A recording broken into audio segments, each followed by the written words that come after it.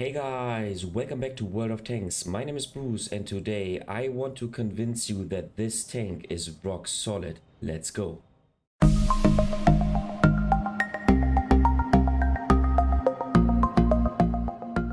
So last week I released a video about this tank, the new French medium on tier 11, the AS-XX-40t, which is linked right here.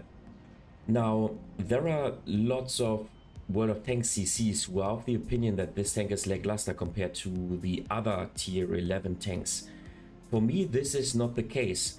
The very first thing that I did was to overcome the camo weakness with the low noise exhaust system. Furthermore, I play this tank with Bond vertical stabilizer. For me, it absolutely works out. In this video, I want to also focus on the upgrades that you can unlock. So let me please dive a little bit deeper into the statistics of this tank. So I compare the same tank 3 times. The first one is without any upgrades researched and without any equipment so that you can see the pure stats of the vehicle. The second one is also without any crew perks, without any equipment, and then with having all those upgrades fully researched. And then the last tank is with the configuration as I currently play it. So as crew-wise, I selected the four most important perks for each crew member, and then 2 of those bonus perks, once again the most important ones. And this way I get the effective values, and then let's simply compare those 3 tanks. So what you notice immediately is you get an additional 10 alpha damage, so 420 as opposed to 410. Average penetration is fine on this tank with 263, and then 2000 HP, which is good. No armor whatsoever. You get an additional 1 degree of gun depression, so if you fully researched all those upgrades, it is 9 degrees as opposed to 8, making this tank slightly more flexible. And then top speed is now 68 as opposed to 66. This tank is very fast anyway, and it also has a very decent power to weight ratio, which is 30.75 stock and then 32 once upgraded. And as you can see with my equipment, of course, this weighs some kilograms, so in the end it's close to 32, which is excellent for a medium tank. Traverse speed is also fine. Everything is basically fine with this tank. And now with my equipment, with the low noise exhaust system, I can boost my camo value, which is kind of the weak spot of this tank. As I mentioned in my previous video, that is the drawback that you want to compensate playing this tank. View range is also fine. 400 upgraded 410, and then with my setup I get 500 meters of view range, so I can really outspot those opponents.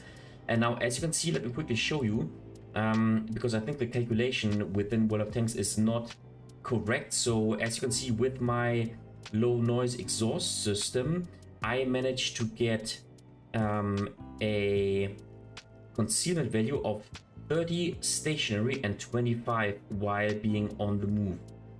And so I really think that with this setup, so with the Bond stabilizer and with the low noise exhaust system, you can really get rid of the 2 dominant disadvantages of this tank. And once you have selected this setup, this tank does not have any weak spot anymore. It is an autoloader tank, so it has an increased firepower. It is super mobile. It even has a DPM of 2700, which is insane for an autoloader tank. You have good gun handling, maybe with a slightly below average shell velocity, but that is not too much of a disadvantage. And then you get a decent camo value plus excellent view range. So all in all, this tank is far from being lackluster, and in my opinion, it is one of the best tanks that you can play. And it is by far an upgrade to the Badger 25T on tier 10, simply because you have manual control over the reload, and you can basically select between having the full clip reloaded or with only reloading a couple of shells. and basically adjust this to the situation you are in. So with this mobility, you will most likely have a shell in your magazine at all times, simply because you can manually control your reload.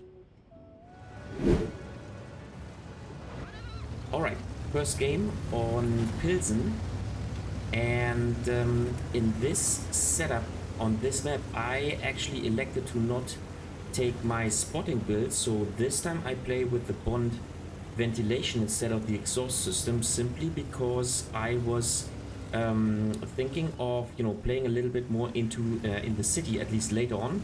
And as you know, many new players or players who are now back into the game and who have not played World of Tanks for a couple of years are playing the game, I think you overall have to adjust your playstyle and play a bit more defensively. And so I thought with this defensive playstyle, I can rather use the bond ventilation instead of the exhaust system. Alright, so yeah, as I said, I want to start the game a bit more passively, a bit more defensively. The adversary AS-XX-40t has already gone to this position. Unfortunately, we do not hit this shot. And let's see how it goes. Adversary Rheinmetall is playing very aggressively, which is fine. So far not a problem for us. I can take a shot onto this tank. We have to fall back because he will for sure return fire.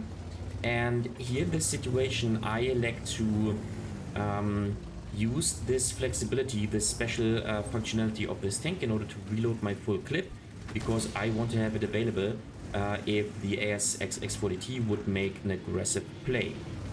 Okay, so one benefit of this tank that we can use right here. So how does it go? Well, I want to continue to play patiently.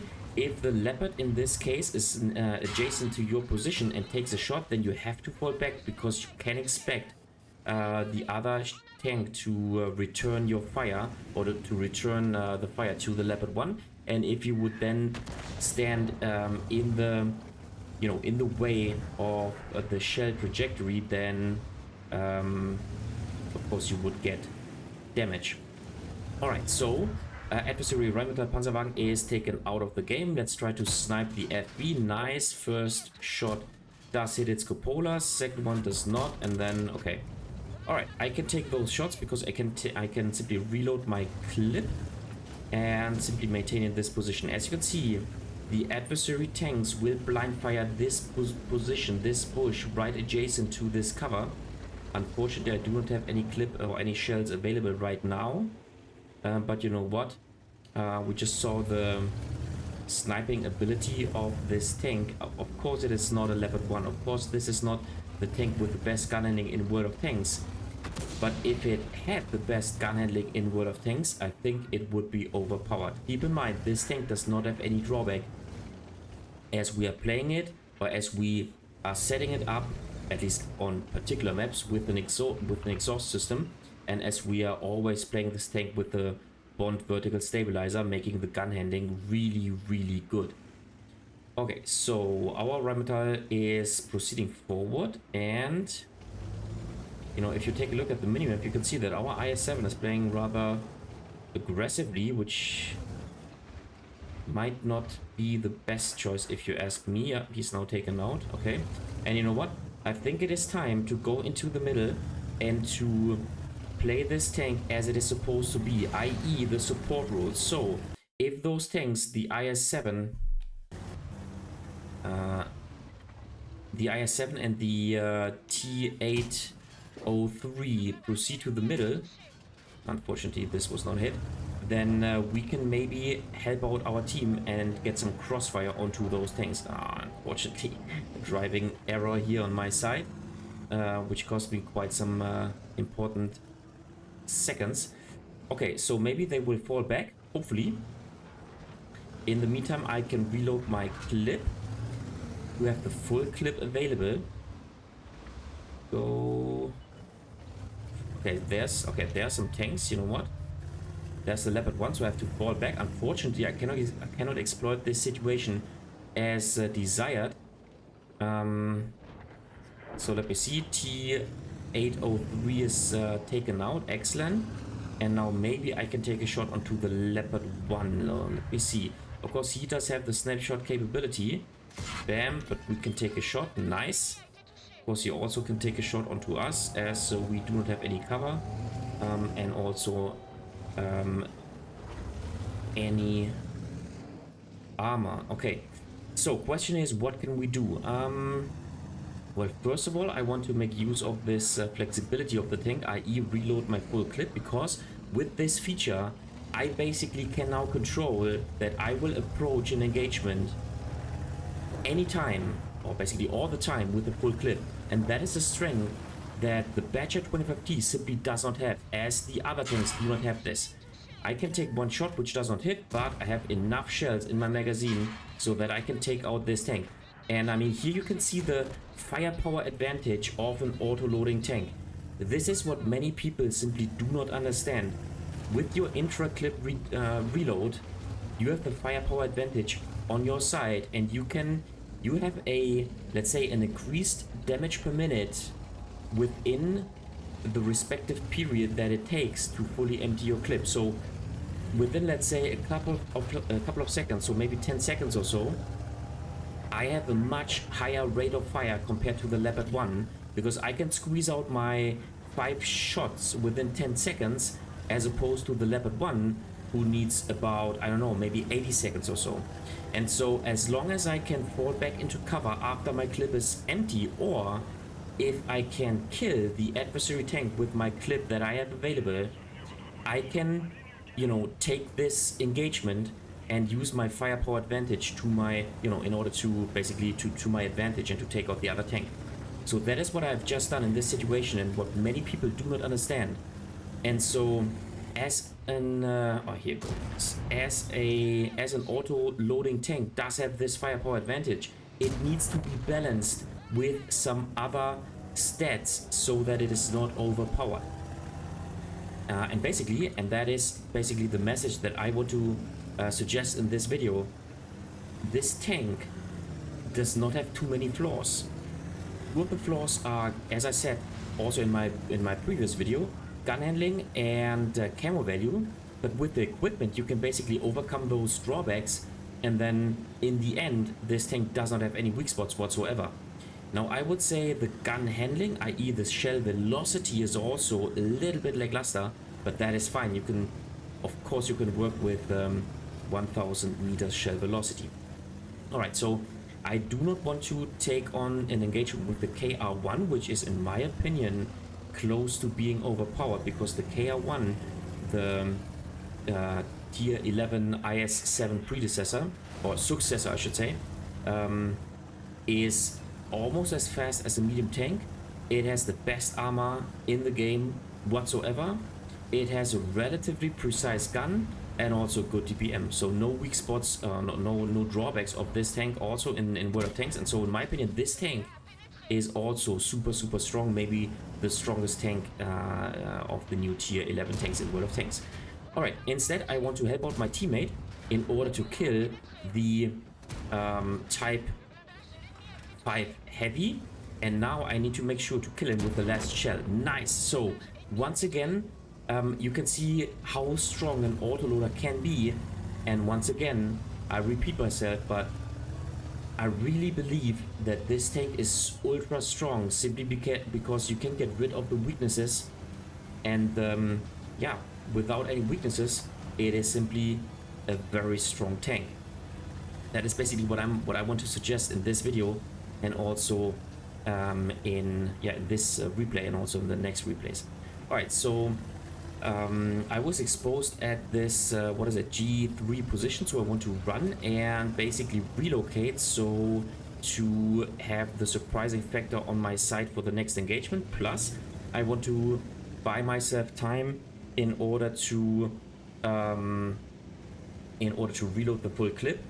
Plus I want to close the distance to my teammates, so that when I end up in an engagement, I can basically count on the support of my teammates. That is how I want to play this tank. So let's see how it goes. In this position, of course, I can spot basically this portion of the map. So Rheinmetall is going to the A1 position. Of course, you can outspot the tanks, like if the Guerrilla 15 or the Minotauro would advance. However, the problem is we do not want to engage those tanks frontally. But once again, I have a little bit of fear that the KR1 is basically advancing to or via the 7, 8 or 9 lane.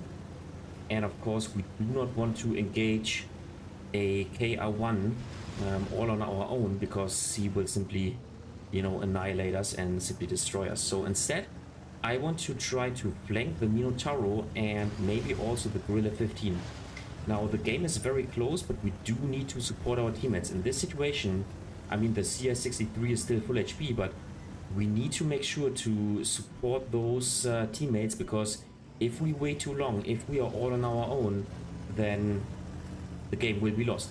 Now, Rheinmetall is engaging the KR1. He's trying to run away, but I think the KR1 will soon kill the Rheinmetall. Now we are spotted. Yeah, okay, super unfortunate. We are spotted because the Guerrilla is in this position. So one shot. Unfortunately, we do not hit this tank. He destroys our engine that I actually can reload, repair here. But in the end, we only get a couple of shots onto the Guerrilla 15. And now we lose this game because the KR1 could take out the Rheinmetall. Plus the CS-63 is basically all on his own, plus not a very experienced player. Plus he has to frontally engage the Minotauro. So unfortunately, this game is a loss. But we made 6.7k damage with the AS-XX-40t, 3 kills. And I think this game, this replay, really showed the strength of this tank.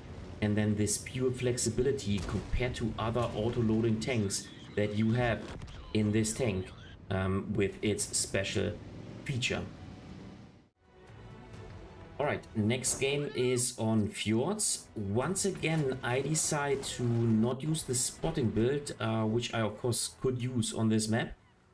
But I try to extend or enhance my firepower. Especially because I want to, first of all, win the important position right here in the middle. And then later on, as we have 3 light tanks in the game, I might simply conduct second line gameplay and focus on the firepower rather than on spotting. So that was my decision making, but of course you can play this tank perfectly well with your spotting build. And now take a look at what we can achieve with this tank. So we go into the middle, we take our first shot onto the Borkenkäfer. He is now aware, but we can track him. He repairs, we can track him a second time, and now we can simply take one shot, and then with one clip we can simply take out a whole light tank in this game. We made 1950 damage. As you can see, this tank is not fully upgraded yet, so with the upgrade I would have 420 average damage and not 410, so it would be even more brutal with this tank.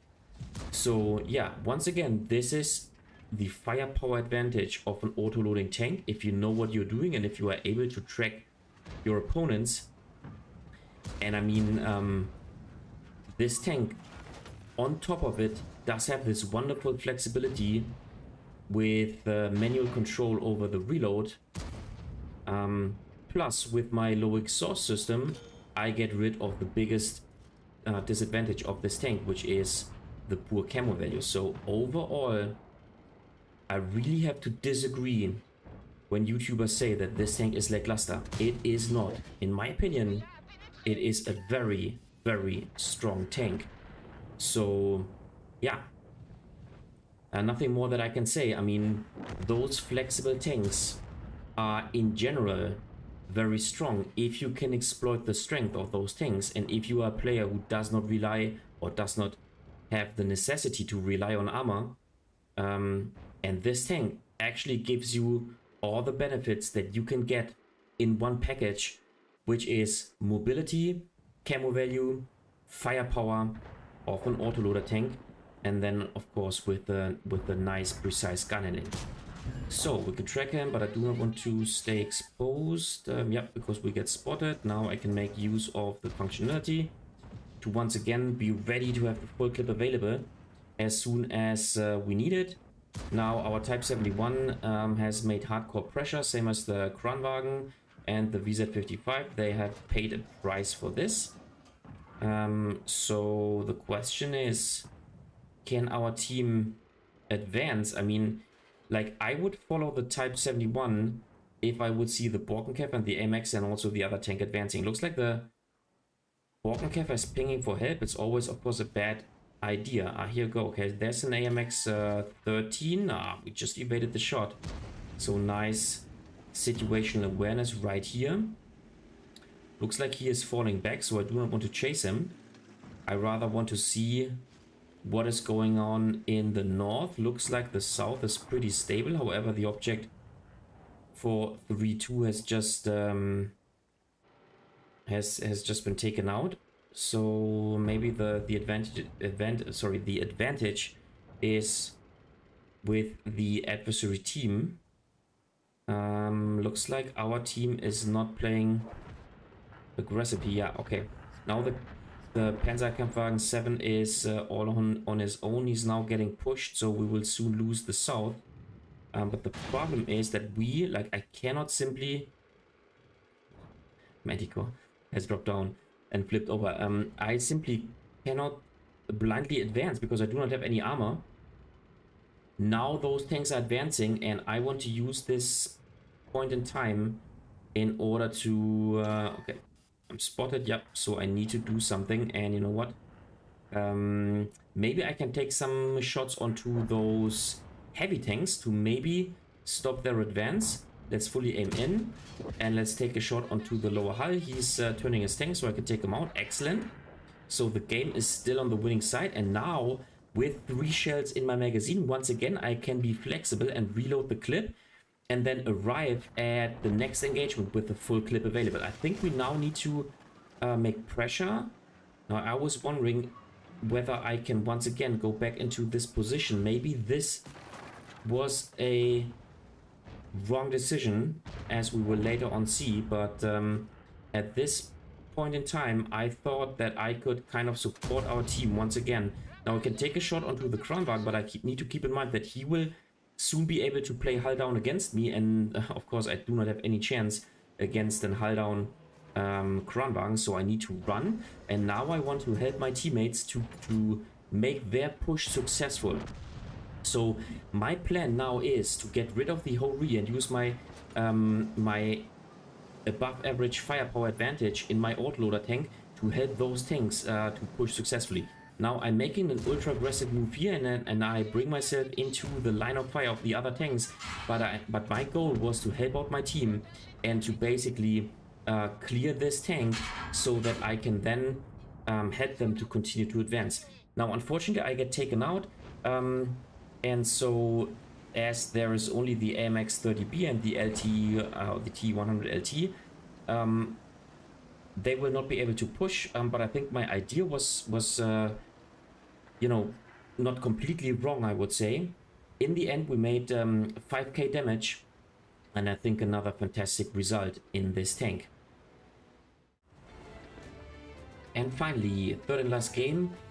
This time we're spawning on Prokhorovka, and of course on such an open map I will for sure go with the spotting build. So let's use the exhaust system. And as we have 2 light tanks in the game, which will most likely play on the 1 and 2 lane, I want to go to the hill, so I want to play on the 0 lane. And then as I have the spotting build, I will be one of the best spotters in the game, apart from, of course, the light tanks. So we will need to watch out for the positioning of the adversary Manticore, the T100LT, and then also the adversary AS-XX-40t, although I would say that this player will most likely not play with an exhaust system. And then we can basically spot the hill. But for... okay, here we go. Here. Of course, the first thing is I want to take some shots into the middle, and if those tanks play super aggressively and play in this position, then I want to punish them for making these mistakes. Now, this should give our team an advantage because the WZ-55, oh nice, and also the mouse are basically not playing in the middle, so we should have an advantage over there. All right, 2 shots onto this tank, and then let's see how it goes. Unfortunately, one of our Manticores has already been taken out. Now both light tanks are playing on the other side of the map, which is nice, so we will have the spotting advantage on our side. Now I'm waiting until the mouse is behind cover, because then I will not get spotted. Because I create a double bush mechanic or a double bush situation, and so I do not get spotted if I take a shot, even though the mouse is pretty close. Now this is a blind shot by the Type 5 Heavy, actually pretty nice shot, nice blind firing right here. So let's go into this bush. Of course, if this one bush gets blind fired, then of course I want to go to the other bush. Alright, so let's reload the clip and then let's see whether we can make one or another shot. So let's go back into the other bush. Looks like the mouse is advancing, but hopefully we can create a crossfire situation with the Stratron 10712 in this situation. Now, if he is angled like this, then of course I do not have the chance of making any damage, but of course I can continue to make damage into the middle. So nice, 3 shells onto this tank. So let us see. 4th shot, and okay, the last one did not actually pen. Nice, 3.5k damage. Unfortunately, our team is unable to control the 1 and 2 lane. Both adversary light tanks are still alive, and so yeah, on Prokhorovka we all know where this is going. Unfortunately, we will most likely lose the game because the adversary team is gaining map control. They are advancing, as you can see. One FV has already been taken out, which is fine, but we simply want to continue to make damage and so to get the best result out of this game. Today I am presenting 3 losses. However, I want to show you the strength of this tank. And I want to convince you that this tank is actually pretty damn good. And in my opinion, Wargaming should not buff this vehicle. If you see differently, or if you maybe, I don't know, have the same opinion, please write it down in the comment section. Or write down a comment in the comment section down below what you think about this tank, what your experience is, and if you basically are of the same opinion or if you do see this differently. In my opinion, as I just said, this tank does not need a buff. It is good how it is, and yeah, there's nothing Wargaming needs to do with this tank, in my opinion. So let's reload the full clip and let's try to make more damage. So let's use our gun depression. As I said, 9 degrees if you've fully upgraded the tank. Here you go. Let's kill this tank. Bam. And you go maybe onto the Conqueror. Let us see. No, maybe the yeah, bounce at the side. So let's nice use the Conqueror. Is he? Bam. Okay, no. All right, and yeah, there's the Manticore. He will now, of course, spot us as we take a shot. We made 4.3k damage. Now, my last idea is to evade out of this situation.